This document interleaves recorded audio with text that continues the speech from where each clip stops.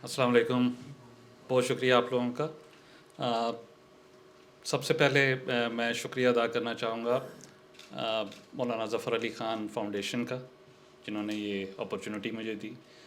जनाब चेयरमैन ख़ालिद महमूद साहब का, जिन्होंने मुझे मदऊ किया, और आप सब लोगों का जिन्होंने अपना टाइम मुझे आज दिया। अ, थोड़ा सा मैं अपना इसका बैकग्राउंड बता दूं कि ये डॉक्यूमेंट्री नहीं है, ये एक ट्रैवलॉग है, सिर्फ़ आज़रबाईजान के हवाले से, जिसके ऊपर आज हम बात करेंगे। अदरवाइज़ ट्रैवलॉग्स तो मेरे और भी हैं, लेकिन आज़रबाईजान और पाकिस्तान का रिश्ता बड़ा करीबी है, और आई एम वर्किंग टवर्ड्स कि इसको, इन टाइज़ को और ज़्यादा बढ़ाया जाए in terms of economic ties, क्योंकि ये दोस्ती बड़ी इनकी स्ट्रॉन्ग है। और दुनिया के 3 मुल्क हैं जो आज भी पाकिस्तानियों की बहुत इज़्ज़त करते हैं, जिनमें से एक चाइना है, एक आज़रबाईजान है और एक टर्की है।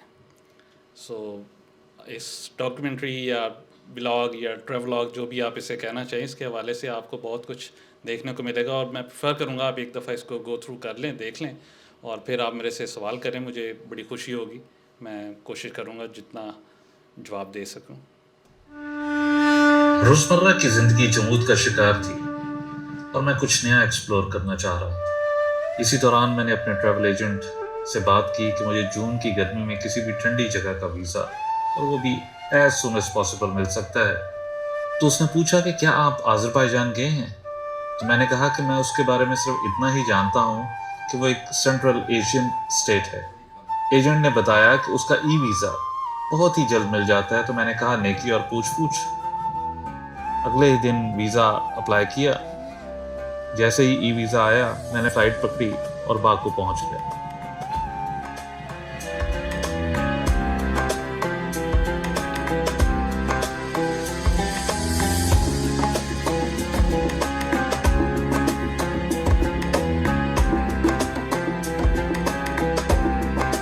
बाकू को एक्सप्लोर करने का प्रोग्राम बनाया और अपनी टूर गाइड के हमरा आतिशगाह जैसा कि इसके नाम से जाहिर है, आग की पूजा करने वालों की जगह थी। हजारों साल पहले यह आज़रबाईजान और इसके इर्द गिर्द का सब इलाका आग की पूजा करने वालों की बस्ती हुआ करती थी। और इसी चीज़ का आज आपको एक म्यूजियम की शक्ल में देखने को मिलता है कि किस तरीके से उस ज़माने के लोग अपने देवी देवताओं को खुश करने के लिए पूजा किया करते थे, और इसमें आग की पूजा भी शामिल थी।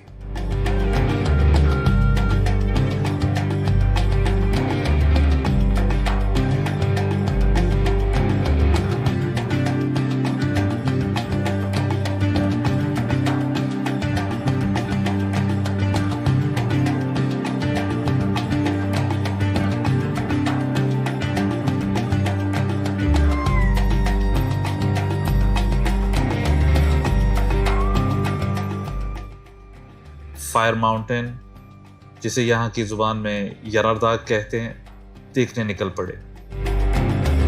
कहते हैं कि यहाँ पे बहुत अरसा पहले एक दफ़ा बिजली गिरी थी, और जिस जगह ये बिजली गिरी वहाँ पे आग लग गई।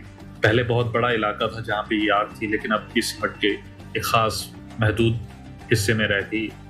लेकिन इसको देख के आज भी एहसास होता है कि इसकी तपिश आज भी आपको जला सकती है।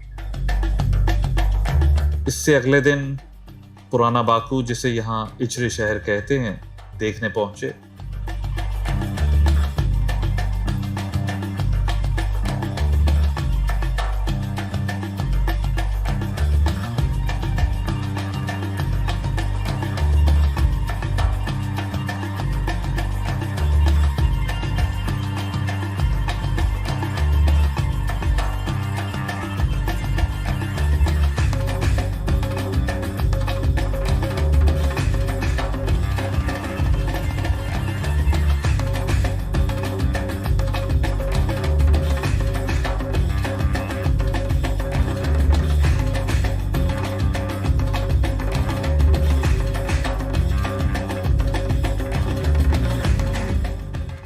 यहाँ शेरवन शाह पैलेस के विजिट के दौरान हमने बहुत खूबसूरत हिस्टोरिकल बिल्डिंग्स देखी,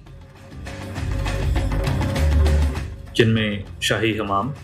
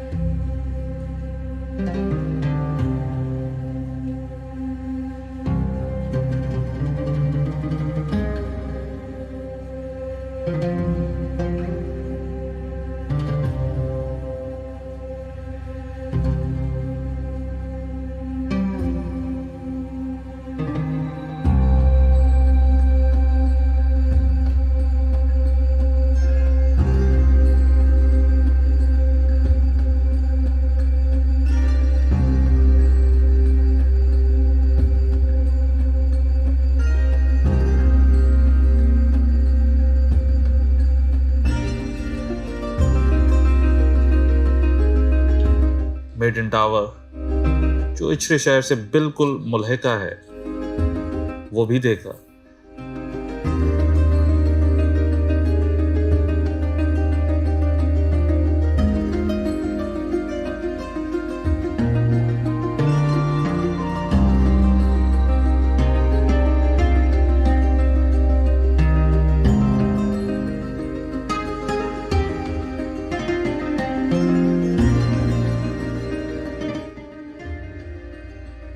और उसकी छत से बाकू का 360 व्यू भी लिया।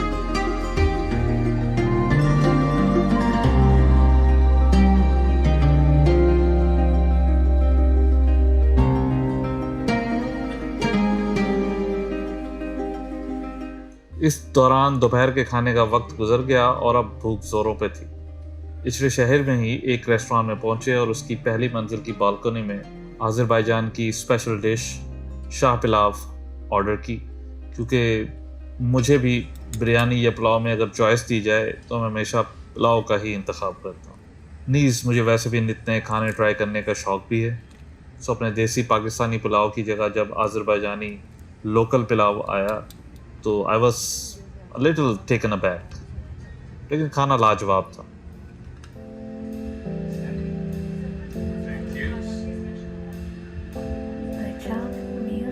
अगले दिन कला का विजिट किया।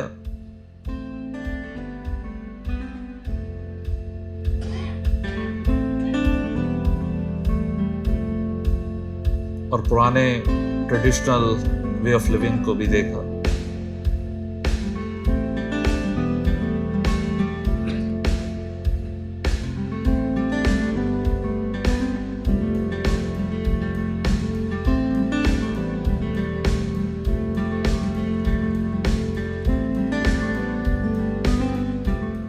कला से वापसी पर हैदर अलीफ म्यूज़ियम, जो कि मेरे लिए बहुत शॉकिंग था क्योंकि अपने म्यूज़िक के इंटरेस्ट की वजह से यहाँ का म्यूज़िक सेक्शन मेरा तो फेवरेट बन गया और I was like a kid in a sweet shop.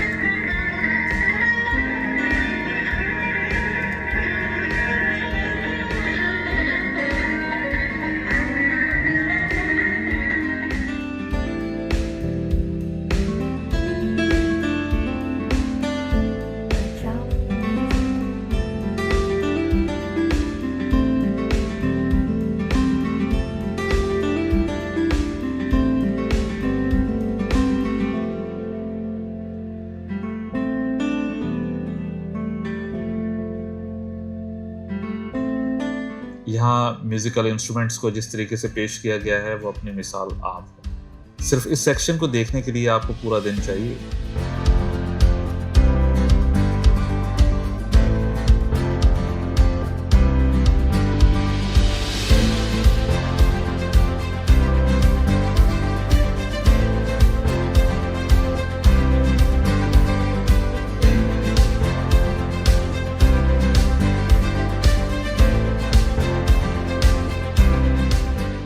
इसके अलावा यहाँ एक मिनिएचर सेक्शन है जिसमें बाकू का एक मिनिएचर बना के भी पेश किया गया है।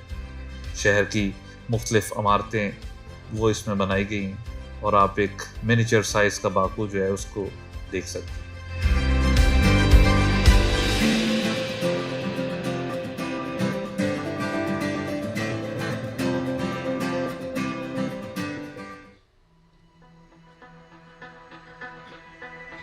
इसके बाद बीबी हैबत जाने का प्रोग्राम बना। ये वो जगह है जहां पहुंचकर एहसास हुआ कि शायद ये अचानक बाकू आज़रबाईजान आने का मकसद कुछ और नहीं बल्कि बुलावा था, क्योंकि ये मेरे जद्दे अमजद इमाम मूसा काज़िम की बेटी इमाम अली रज़ा जो मशहद में मदफन है और मासूमा कुम जो कि कुम ईरान में मदफन है, उनकी छोटी बहन फातिमा सुगरा का रोज़ा मुबारक है। आज भी वो शादीशुदा ख़वातीन जो औलाद की नेमत से महरूम होती हैं यहाँ मन्नतें मांगती हैं और इस पाक बीबी के तवस्सुत से अल्लाह ताला से औलाद का तोहफा पाते। एक शाम बाकू की सबसे ऊंची बिल्डिंग टीवी टावर का प्रोग्राम बना। टीवी टावर में ही एक 360 रिवॉल्विंग रेस्टोरेंट भी है और यहाँ से सारे शहर का नज़ारा कुछ अपना ही मज़ा देता है।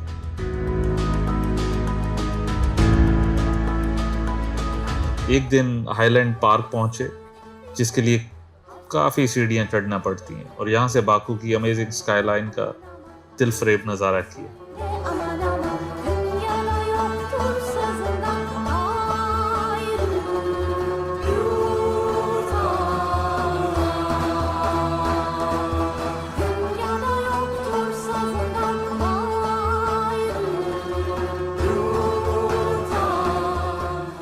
इस तरह एक दिन मौसम बहुत अच्छा हुआ तो यहाँ के एक बहुत ही मुनफरिद कारपेट म्यूजियम की यात्रा का प्रोग्राम बनाया और आज़रबाईजान के हुनरमंदों को दिल खोल कर दाद दी कि हर हैंडमेड कारपेट मुनफरिद और अपनी मिसाल आप था।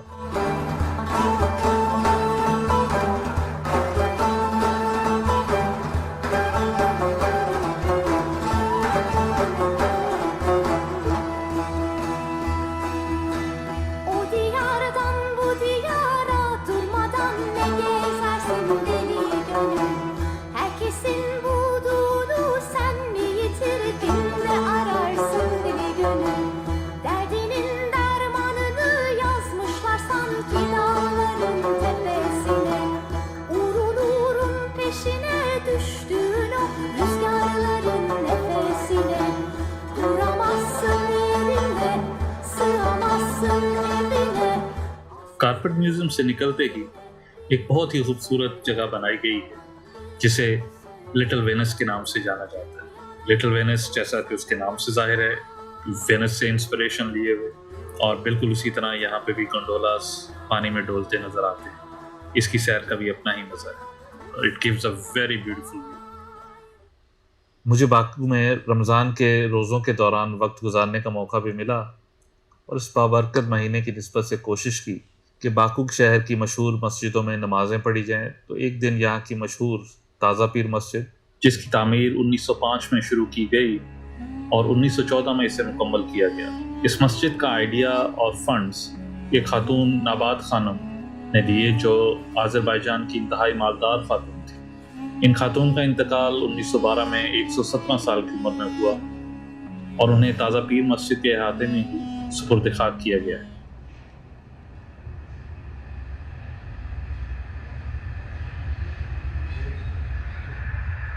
और एक दिन हैदर मस्जिद में नमाज पढ़ी।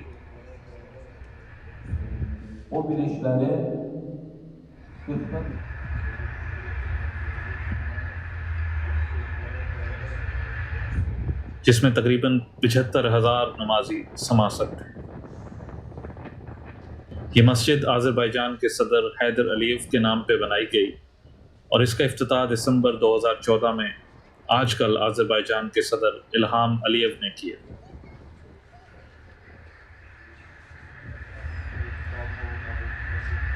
इन दोनों मस्जिदों का आर्किटेक्चर बहुत ही खूबसूरत है और बनाने वालों के ज़ौक़ व शौक़ की दाद देने को दिल करता है। आज़रबाईजान की सियाहत के दौरान बाकू से तकरीबन 300 किलोमीटर दूर शकी जाने का इरादा किया और इसी पर शामखी शहर भी क्रॉस किया। फिर आहिस्ता आहिस्ता बुलंदी की तरफ जाने लगे, जिससे मैदान सरसब्ज़ व शादाब मनाज़र में बदलने लगे और पहाड़ों के दरमियान पुरपेच रास्तों से गुजरता एक पहाड़ी पास भी। इसी रास्ते में घने दरख्तों से भरा एक मकाम भी आया।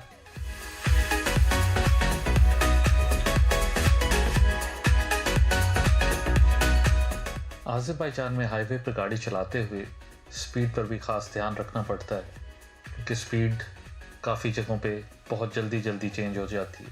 कहीं 90, कहीं 60, कहीं 30। रास्ते की खूबसूरती में गाड़ी की रफ्तार मुकर्रर हद से बढ़ जाना मामूली बात है, लेकिन ये चालान का बायस भी बन जाती है।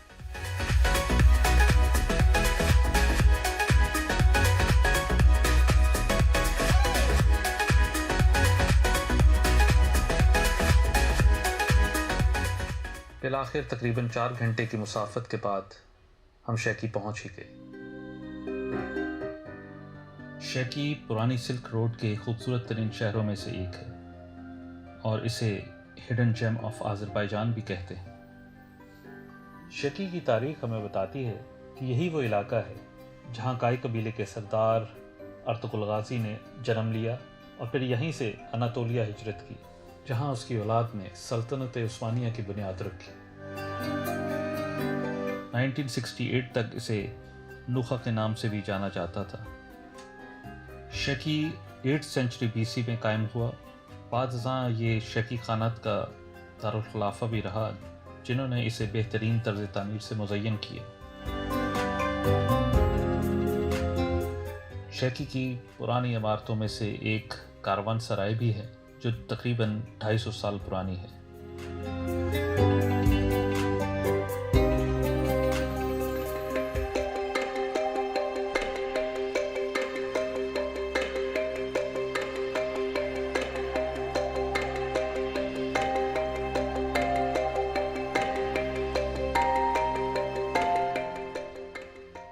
और ओल्ड सिल्क रोड के ताजर और मुसाफिर इसी सराय में क़याम करते थे।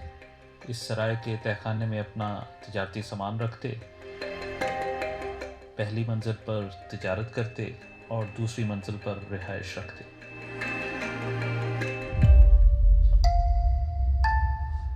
अगर आप शैकी में किसी और होटल में भी ठहर रहे हैं तो फिर भी आप इस हिस्टोरिकल साइट को विज़िट कर सकते हैं।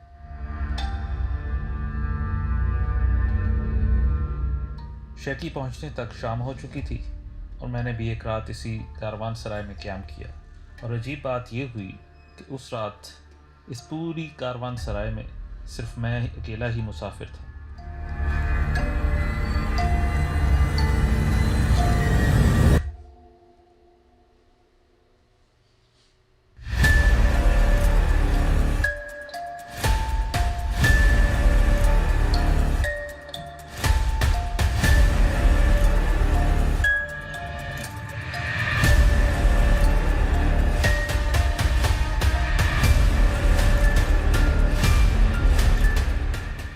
सुनसान कारवान सराय में रात ठहरते हुए दिल तो घबराया, लेकिन क़याम इंतहाई आरामदेह था।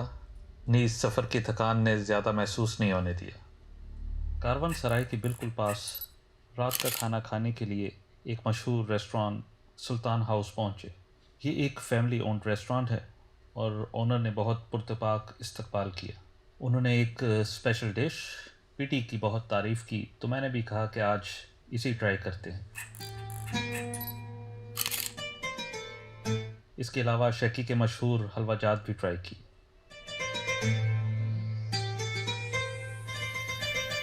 सुबह उठ के इर्द गिर्द का जायज़ा लिया। नाश्ता भी सुल्तान हाउस रेस्टोरेंट में ही किया और कारवान सराय के बिल्कुल करीब इमाम अली मस्जिद देखने निकल पड़े।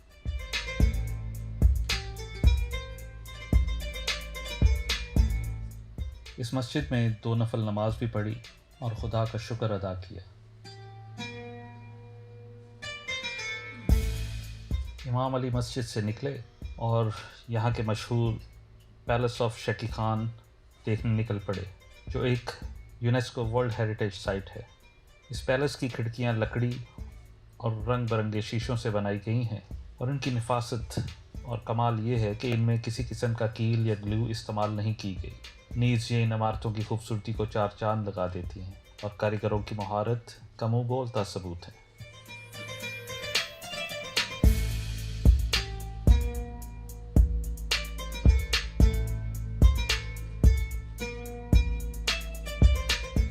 शैकी खान पैलेस की तामीर 10 साल में हुई, जिसमें से तकरीबन 8 साल इसकी अंदरूनी इमारत की तज़य्यन में लगे। इस पैलेस के तकरीबन तमाम कमरे miniature paintings, would inlay ceilings और कचारी स्टाइल मिरर नीशेस से आरास्ता है। शैकी खान पैलेस के स्टेन्ड ग्लास नमूनों को मकामी ज़बान में शबका के नाम से जाना जाता है। शैकी खान पैलेस के अहाते में ही एक सुवीनियर शॉप भी मौजूद है। जहां से आप इसके नमूने ख़रीद सकते हैं। शैकी कई सदियों तक बेहतरीन रेशम की प्रोडक्शन के लिए मशहूर रहा है, हत्ता कि सिल्क रोड के ताजर यहाँ के रेशमी मलबूसात चाइना तक ले जाते थे और वहाँ इनके बेहतरीन दाम पाते। शैकी में शैकी खान के 2 पैलेस मशहूर हैं, जिनमें से एक तो समर पैलेस और एक विंटर पैलेस कहलाता है। विंटर पैलेस बेसिकली वो जगह थी जहाँ पे शैकी खान के रिश्तेदार या दूर दराज से आए मुसाफिर जो मेहमान होते थे उनको ठहराया जाता था।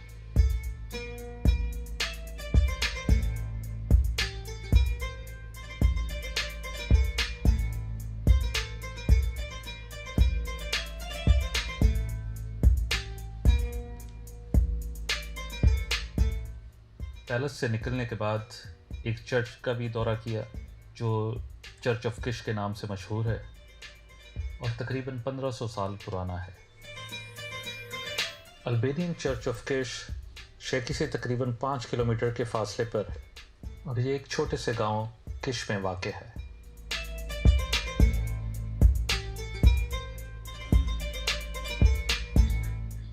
बिलाशुबा शैकी एक खूबसूरत शहर है और ना सिर्फ खूबसूरत बल्कि तारीख़ी भी।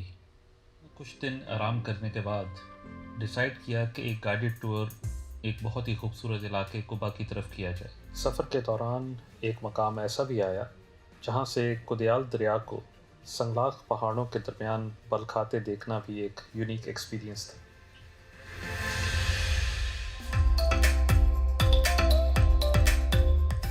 इस रास्ते पर एक जगह वैन रोकी तो जाना कि यह मकाम ईगल हाइट है। यहाँ से कॉकसस पहाड़ों में उड़ती चीलों का नज़ारा किया जा सकता है।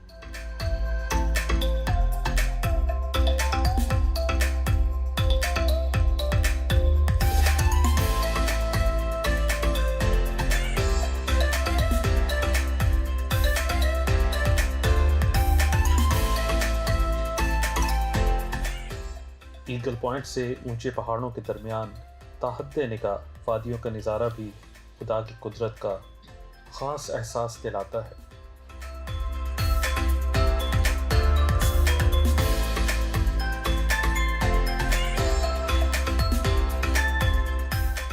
खैर, यहाँ से हम काफ़ी रफ रास्तों से होते हुए आज़रबाईजान के मोस्ट रिमोट गांव खिनलिक पहुँच गए।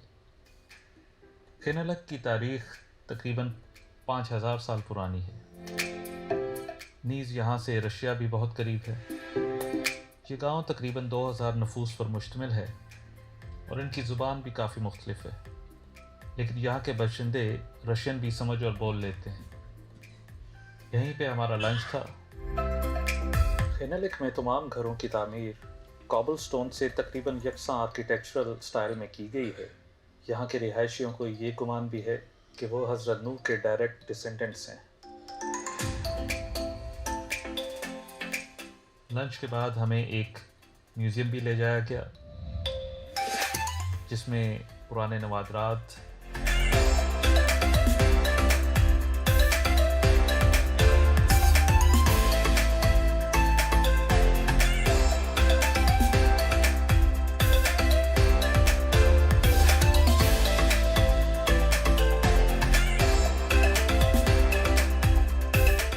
कदीम नुस्खे, पारचाजात,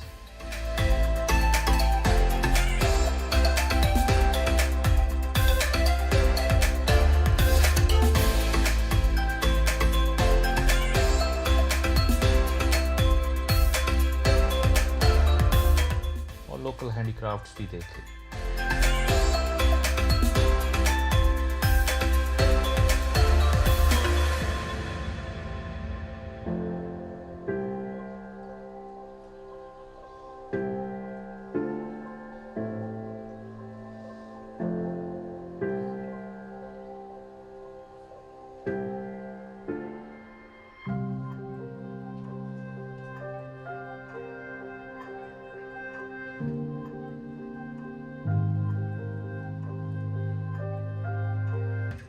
खिनलिक से वापसी पर कुबा के इलाके किरमजी कस्बे, जिसका मतलब रेड टाउन है, पहुंचे। इसका नाम रेड टाउन इसलिए पड़ा, इसकी तमाम इमारतों की छतें लाल हैं। इस इलाके के तमाम रहायशी यहूदी हैं और ये तकरीबन 13वीं सदी से यहाँ रिहाइश पजीर है। किरमजी कस्बा इसराइल और यूनाइटेड स्टेट्स से बाहर वाहिद मुकम्मल तौर पर यहूदी सेटलमेंट है।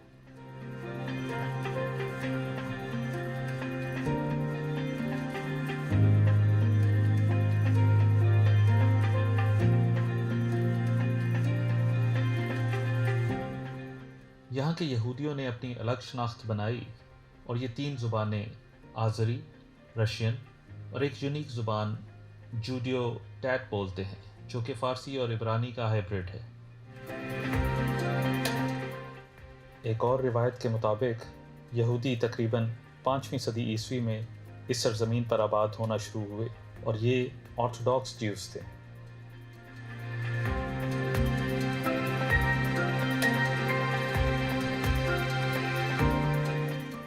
कुबा दरियाए कुदयाल के दाएं किनारे वाक़े ये एक मुकम्मल मुस्लिम आबादी है और किरमजी कस्बे से बिल्कुल बिलमुकाबिल एक मस्जिद भी दिखाई दी, जो इस बात का वाज़ेह सबूत है कि आज़रबाईजान मज़हबी रवादारी को बहुत फ़रोग़ देता है।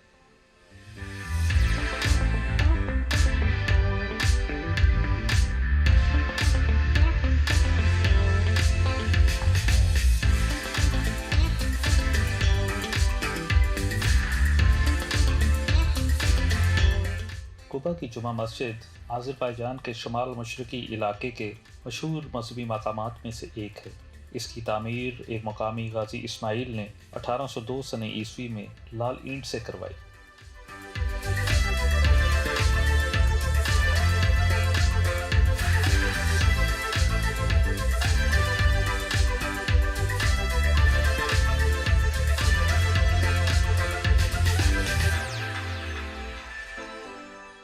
कुबा आज़रबाईजान में hand noted carpet weaving industry का गढ़ है।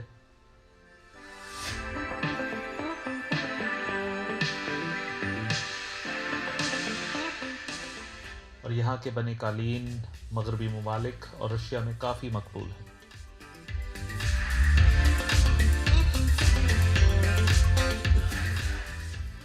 यहीं पे 1712 में बनाया गया एक कारपेट गोलुचीची के नाम से मशहूर मेट्रोपॉलिटन म्यूजियम ऑफ न्यूयॉर्क में नुमाइश के लिए रखा गया है।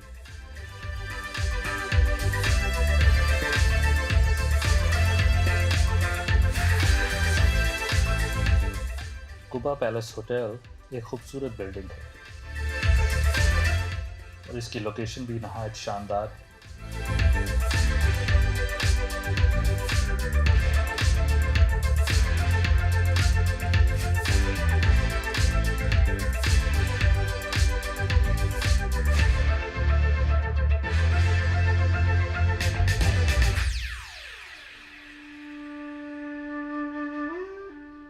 इसकी टॉप से इर्द गिर्द का नज़ारा भी काफ़ी दिलफरेब था। यहाँ से हम कुबा जेनोसाइड मेमोरियल कॉम्प्लेक्स पहुँचे। ये मकाम 1918 में आज़रबाईजान के रिहायशियों के कत्लेआम की यादगार है। यहाँ निशानी के तौर पर काले हेडस्टोन नस्ब किए गए हैं, जिनमें बड़े साइज़ के हेडस्टोन मर्दों, दरमियाने साइज़ के हेडस्टोन औरतों और छोटे साइज़ के हेडस्टोन बच्चों की यादगार के तौर पर नस्ब हैं। इस मेमोरियल का डिज़ाइन 2 तलवारों की तरह से है। इसका ख़ास मकसद सच्चाई छुप नहीं सकती बताया जाता है, जबकि शार्प एजेस स्टैबिंग पेन का मज़हर हैं। बाकू से तकरीबन 200 किलोमीटर दूर आज़रबाईजान की मशहूर टूरिस्ट डेस्टिनेशन कबाला की जानिब। कबाला सतह समुंदर से तकरीबन 2570 फुट बुलंद है, इसीलिए हमारा सफ़र मुख्तलिफ पहाड़ियों के बीचों बीच पल खाती सड़क पर बतदरीज ऊंचाई की तरफ था। कबाला जाते हुए हमारा पहला पड़ाव एक और शहर शामखी में हुआ।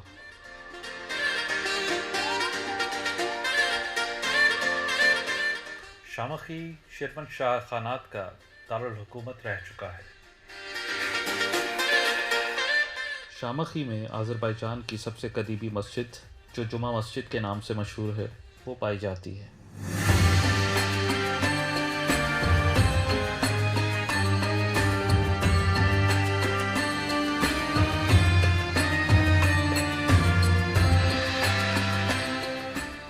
शामखी की जुमा मस्जिद 8वीं सदी में बनाई गई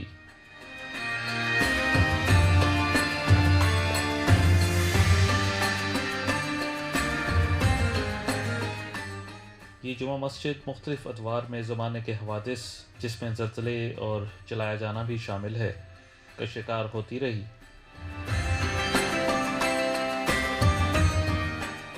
लेकिन इसकी मोस्ट रीसेंट तामीर व तज़य्युन 2010 से 2013 के दरमियान मुकम्मल हुई। मस्जिद बिलाशुबा नहायत खूबसूरत है।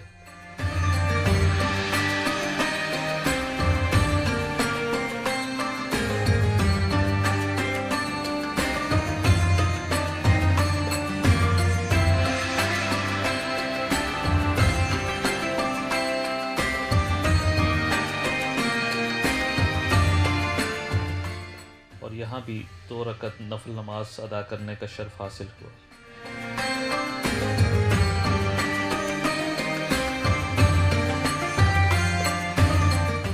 मस्जिद के बैरूनी सहन में एक मदरसे के निशान भी मिलते हैं, जिसमें तालिब इल्मों के लिए कुरान, हदीस, फ़िक़्ह की तदरीस नीज़ तौम व क़ियाम का इंतज़ाम भी किया जाता था, लेकिन अब फ़कत इसके आसार ही बाकी।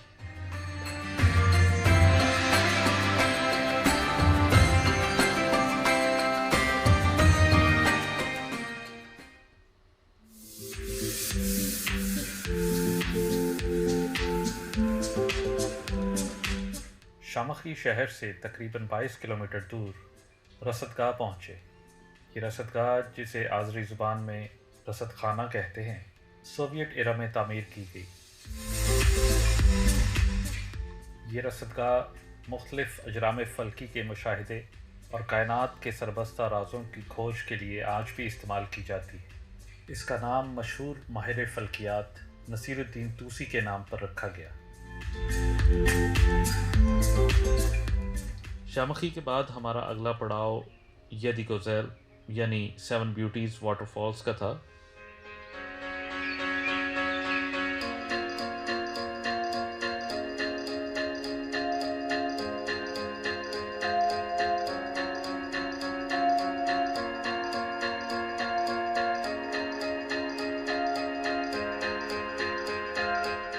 इस आबशार के तकरीबन 7 लेवल्स हैं और इसके लिए काफ़ी सीढ़ियाँ चढ़ना पड़ती हैं।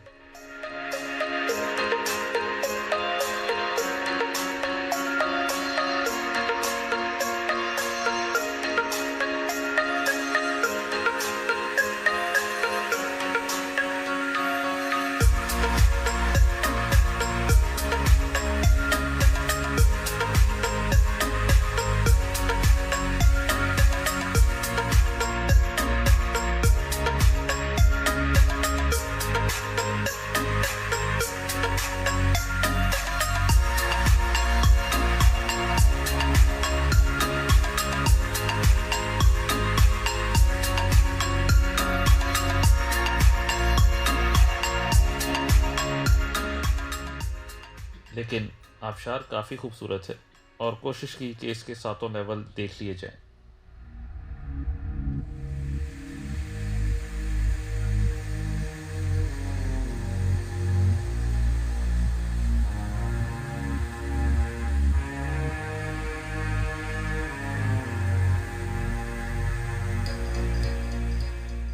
इस आबशार के बेस पर मुख्तलिफ रेस्टोरेंट और सोवेनियर शॉप्स भी बनी हुई हैं।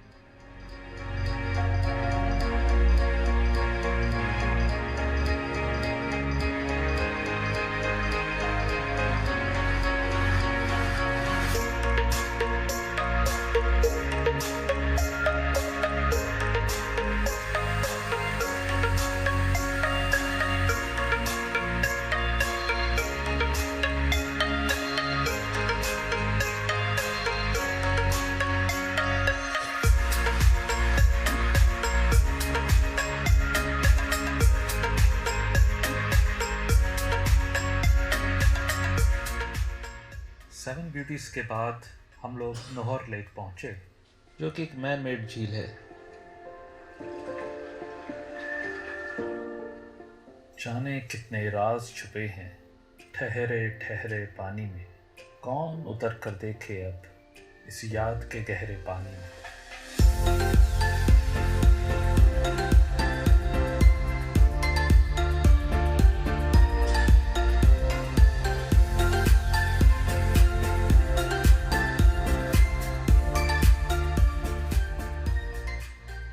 दूसरी जंग अज़ीम के बाद इर्द गिर्द के गाँव और कस्बों तक पानी पहुँचाने के लिए बनाई गई थी। ये नहायत खूबसूरत झील है और इसके एक तरफ पहाड़, जंगल और दूसरी तरफ सियाहों के लिए रेस्टोरेंट, रेस्ट एरियाज़ और कश्ती रानी की फैसिलिटीज़ मौजूद हैं।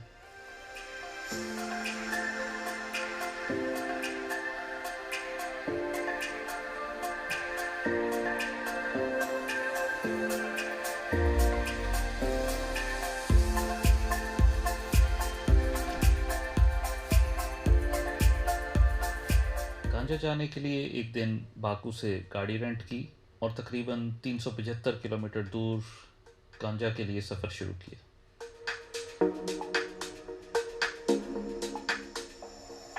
गांजा फ़ारसी ज़ुबान के लफ्ज़ गंज, जिसके मानी ख़जाने के हैं, उससे डिराइव किया गया है। गांजा अज़रबैजान के मशहूर शायर और फ़लस्फ़ी निज़ामी गंजावी की जन्मभूमि है और आबादी के लिहाज से अज़रबैजान का दूसरा बड़ा शहर।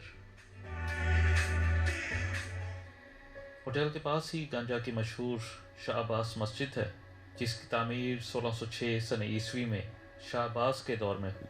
ये मस्जिद लाल ईंटों से बनाई गई है, जो गांजा शहर का रवायती खासा है। 1776 में मस्जिद पे 2 मीनार भी तामीर किए गए। इसी दौरान नमाज मगरिब का वक्त हुआ चाहता था।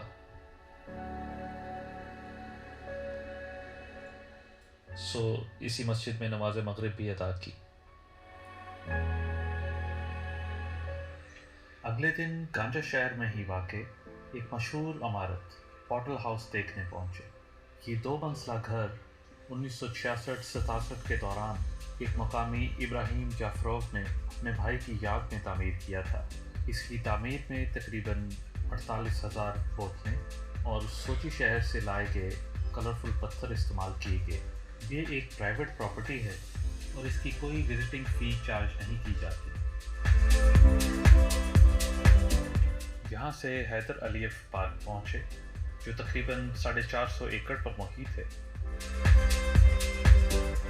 और इसमें amphi theatre, youth centre, museum और बच्चों के लिए एक अम्यूज़मेंट पार्क भी बनाया गया है। इसकी एंट्रेंस पे एक नहायत खूबसूरत ट्रायम्फल आर्च भी बनाई गई है, जो मुझे तो replica of arc D Triumph Paris की कॉपी लगती है। इस पार्क को अनवाع इकसाम के पौधों और फलदार दरख्तों से मुज़य्यन किया गया है।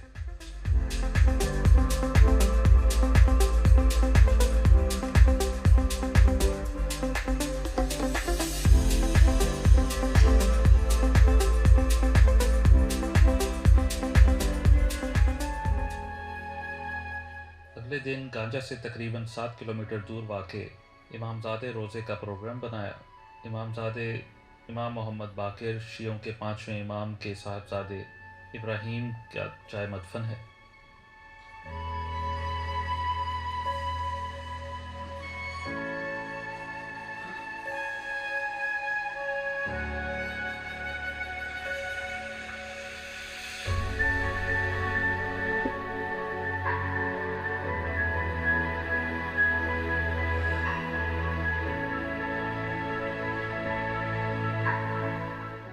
यहाँ पे उनका एक रोज़ा तामीर किया गया है और इसके अहाते में एक खूबसूरत मस्जिद भी तामीर है। रोज़े में जाकर ज़ियारत की।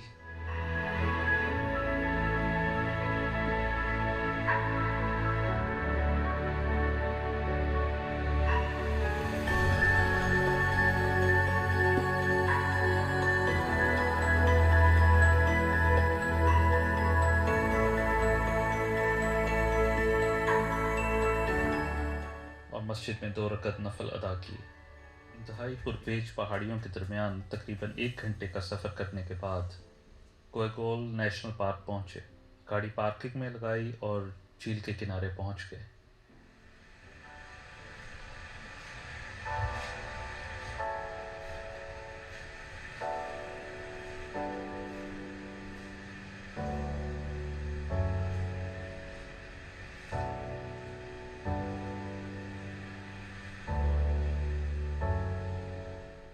और झील में तैरती स्वान्स को देखना भी इंतहाई मशहूर कुन था।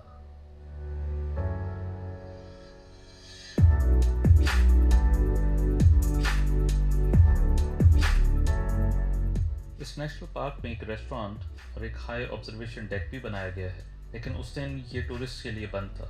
लेकिन इन खूबसूरत हरे भरे पहाड़ों के दरमियान एक नहायत खूबसूरत झील का नज़ारा भी बहुत दिलफरेब था। यहाँ दिल भर के सुकून लेने के बाद वापस गंजा की राह ली।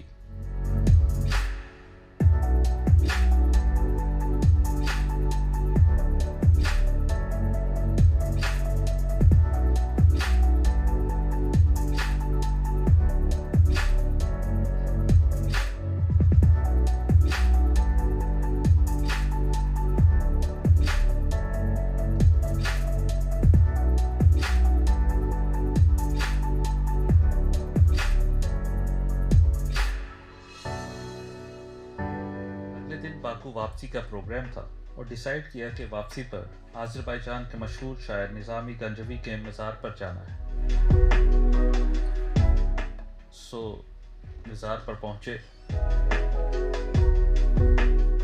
फातिहा पढ़ी। मज़ार के बिलमुकाबिल निज़ामी म्यूज़ियम है, तो सोचा कि लगे हाथों वहाँ भी हो लें।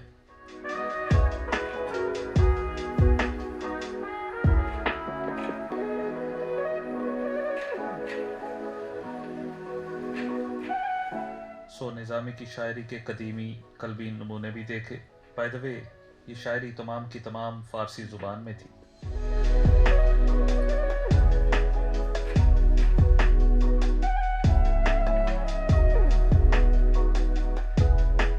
म्यूज़ियम से निकलने के बाद हमने निज़ामी गंजवी के शहर को अलविदा कहा और इस तरह हमारा आज़रबाईजान का सफ़रनामा मुकम्मल हुआ।